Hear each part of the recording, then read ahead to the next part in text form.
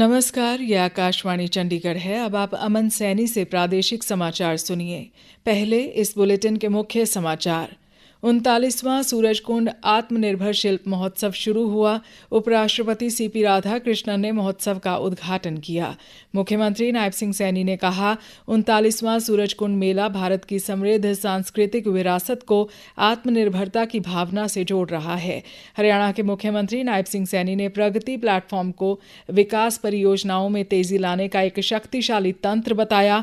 आज कुरुक्षेत्र में संत शिरोमणि गुरु रविदास जी की 649वीं जयंती मनाई गई। मुख्यमंत्री ने सभी से मिलकर विकसित समाज का निर्माण करने की अपील की और मौसम विभाग ने आज रात कुछ जगह और कल कहीं कहीं हल्की से मध्यम वर्षा होने की संभावना जताई। अब समाचार विस्तार से। 39वां सूरजकुंड अंतर्राष्ट्रीय आत्मनिर्भर शिल्प महोत्सव आज सूरजकुंड में शुरू हो गया।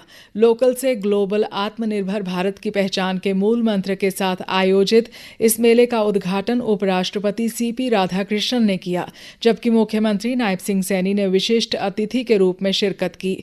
हरियाणा के विरासत एवं पर्यटन मंत्री डॉक्टर अरविंद शर्मा भी उद्घाटन समारोह में मौजूद रहे। उपराष्ट्रपति ने मेला परिसर में हरियाणा के अपना घर पवेलियन का दौरा किया, जहां हरियाणवी पगड़ी पहनाकर उनका पारंपरिक स्वागत सत्कार किया गया। उपराष्ट्रपति ने मेले के थीम स्टेट मेघालय के स्टॉलों का अवलोकन करते हुए शिल्पकारों से संवाद किया तथा उनके हुनर की सराहना की। इस अवसर पर उपराष्ट्रपति श्री राधाकृष्णन ने अपने संबोधन में कहा कि सूरजकुंड अंतर्राष्ट्रीय शिल्प मेला दशकों से भारत की सांस्कृतिक आत्मा और कलात्मक उत्कृष्टता का जीवंत प्रतीक रहा है। Uttar Pradesh, the heartland of Bharat, is a cradle of ancient civilization and artistic mastery. From the unique Jardoji of Lucknow, world-renowned Banarasi silk, the bracewear of Moradabad, Chinkari embroidery, Uttar Pradesh showcases a legacy where craftsmanship meets refined mind. These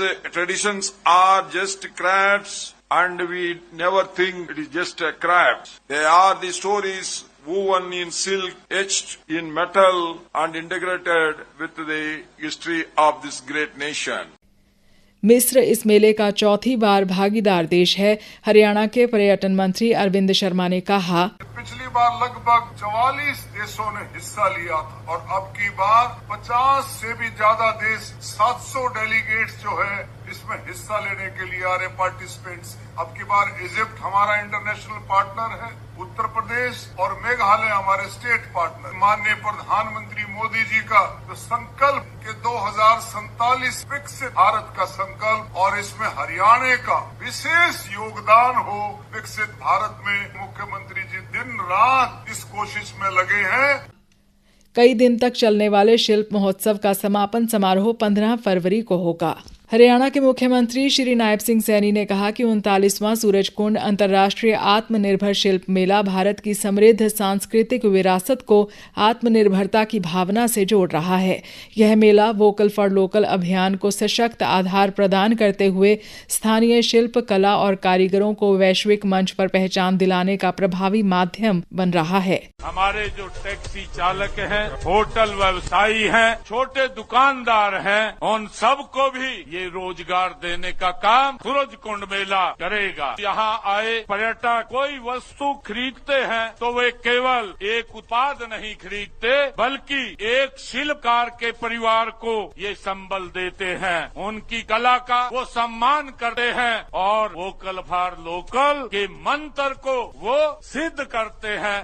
मुख्यमंत्री ने मेले में आए लोगों से कारीगरों का उत्साहवर्धन करने की अपील भी की। मैं आज यहाँ उपस्थित सभी आगंतुकों को एक विशेष आग्रह करना चाहता हूँ कि आप जब मेले में घूमें, जब इस मेले की हर आप टॉप के ऊपर जाएं, तो केवल दर्शक बन करके न रहे, बल्कि एक संरक्षक बनने का काम भी करें। हम शिल्पकारों से बात अवश्य करें, उनकी कहानियाँ भी हमें सुननी चाहिए। जो उनके पास स्किल है, वो स्किल इस आत्मनिर्भर भारत को आगे बढ़ाने का काम कर रहा है और उनके परिश्रम को मोल समझें। आपकी खरीदी हुई एक छोटी सी वस्तु भी उनके लिए बहुत बड़ा प्रोत्साहन होती है। वित्त मंत्री निर्मला सीतारमण कल लोकसभा में वर्ष 2026-27 का केंद्रीय बजट प्रस्तुत करेंगी। लोकसभा के बाद बजट की प्रति राज्यसभा में पेश की जाएगी। संसद में बजट भाषण संपन्न होने के बाद बजट की प्रति मोबाइल ऐप और वेबसाइट पर भी उपलब्ध होगी। प्रादेशिक समाचार आकाशवाणी चंडीगढ़ से प्रसारित किए जा रहे हैं। हमारे बुलेटिनों और ताज़ा समाचारों के लिए आप हमारी वेबसाइट newsonair.gov.in पर लॉगिन कर सकते हैं। यह समाचार हमारे यूट्यूब चैनल और x handle Akashvani news Chandigarh पर भी उपलब्ध है। हरियाणा के मुख्यमंत्री नायब सिंह सैनी ने प्रधानमंत्री की Pragati, proactive governance and timely implementation platform की प्रशंसा करते हुए इसे विकास परियोजनाओं में तेजी लाने और सार्वजनिक शिकायतों को हल करने के लिए एक शक्तिशाली तंत्र बताया। मुख्यमंत्री ने कहा कि इस मंच ने प्रधानमंत्री द्वारा प्रमुख योजनाओं की प्रत्यक्ष वास्तविक समय की निगरानी को सक्षम करके केंद्र, राज्यों और केंद्र मंत्रालयों के बीच समन्वय सुनिश्चित किया है। हरियाणा को भी इससे लाभ मिला है। भारत सरकार का जो प्रगति प्लेटफॉर्म है, ये हरियाणा प्रदेश की प्रगति में एक मील का पत्थर साबित होगा। मैं इसके लिए देश के यशस्वी प्रधानमंत्री आदरणीय मोदी जी को बहुत बहुत बधाई देता हूं, क्योंकि योजनाओं को धरातल पर उतारने का काम डबल इंजन सरकार करती है। श्री नायब सिंह सैनी ने कहा, प्रगति प्रधानमंत्री नरेंद्र मोदी की पारदर्शी, जवाबदेह शासन के प्रति प्रतिबद्धता को दर्शाती है और विकसित भारत 2047 के दीर्घकालिक राष्ट्रीय लक्ष्य को प्राप्त करने, सार्वजनिक कल्याणकारी पहलों को तेजी से निष्पादन और प्रभावी वितरण सुनिश्चित करने में महत्वपूर्ण भूमिका निभाती है। वर्तमान में हरियाणा में निगरानी के तहत 112 प्रमुख परियोजनाओं में से 57 को पहले ही चालू किया जा चुका है, जिसमें 94,153 करोड़ रुपए का निवेश है, जबकि शेष 55 परियोजनाएं, जिनकी कीमत 5,44,00,000 करोड़ रुपए से काफी अधिक है, अभी भी कार्यान्वयन के अधीन है।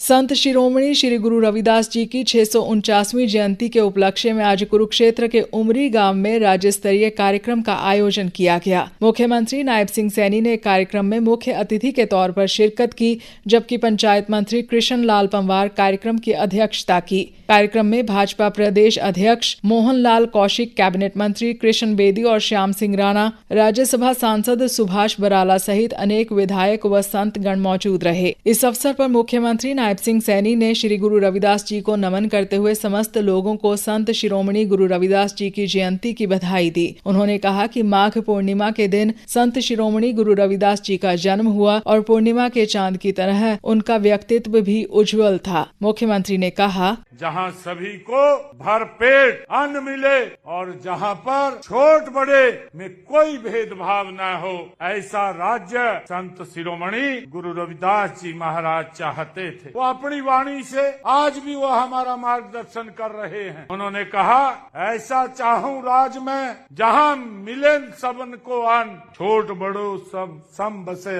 रविदास रहे प्रसन्न। उनके संदेश को देश के यशस्वी प्रधानमंत्री नरेंद्र मोदी जी ने सबका साथ, सबका विकास, सबका विश्वास और सबका प्रयास के महामंत्र में पिरोया है। मुख्यमंत्री ने कहा कि भक्ति आंदोलन से समाज सुधार कर साहसी एवं ऐतिहासिक कार्य संत शिरोमणि गुरु रविदास जी ने किया। उन्होंने सभी से अपने बच्चों को शिक्षित करने की अपील करते हुए मिलकर एक विकसित समाज का निर्माण करने का आह्वान किया। मौसम विभाग ने चंडीगढ़ सहित हरियाणा में आज रात कुछ जगह और कल कहीं कहीं हल्की से मध्यम बारिश होने की संभावना जताई है। 2 फरवरी को भी कुछ जगहों पर बारिश हो सकती है। चौधरी चरण सिंह हरियाणा कृषि विश्वविद्यालय के मौसम वैज्ञानिक डॉक्टर चंद्रशेखर डागर ने बताया कि हरियाणा में एक पश्चिमी विक्षोभ सक्रिय हो रहा है, जिससे आज रात से उत्तर भारत के मैदानी इलाकों में मौसम में परिवर्तन देखने को मिलेगा। पश्चिमी विक्षोभ जा रहा है हरियाणा में, जो दूसरे उत्तरी भारत के मैदानी इलाके हैं, वहाँ रात से थोड़ा सा मौसम में परिवर्तन देखने को मिलेगा।